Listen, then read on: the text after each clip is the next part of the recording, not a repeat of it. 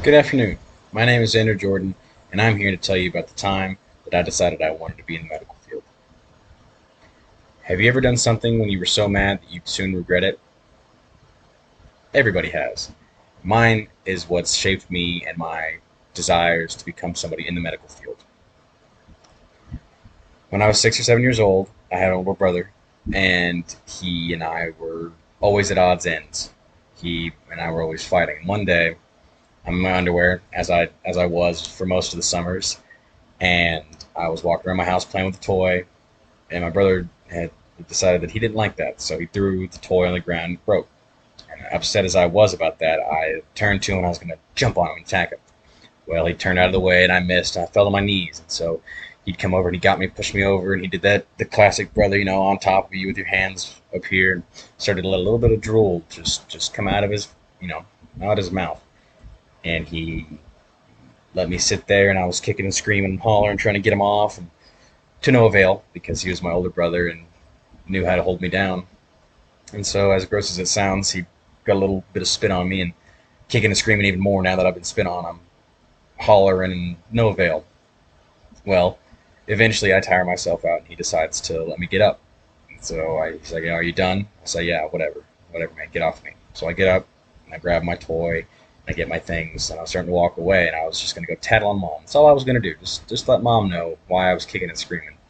And he'd done something that made me change my mind. As I was walking away, he called me Captain Fat Belly because I'd ripped my underwear, and that broke something in me. So I, you know, got really, really, really mad at him, and I decided that I was going to teach him. Mom wasn't an option anymore, and so we had these plastic shovels Mom got us for Christmas to play in the snow and play in sand and such.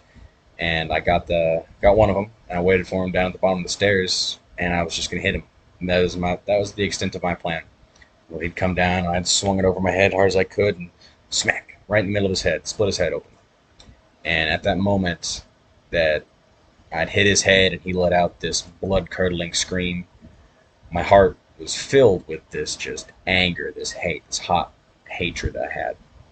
And the second I heard him scream and fall to his knees, it was immediately replaced by this icy, cold feeling of fear and regret that I had ended my brother's life.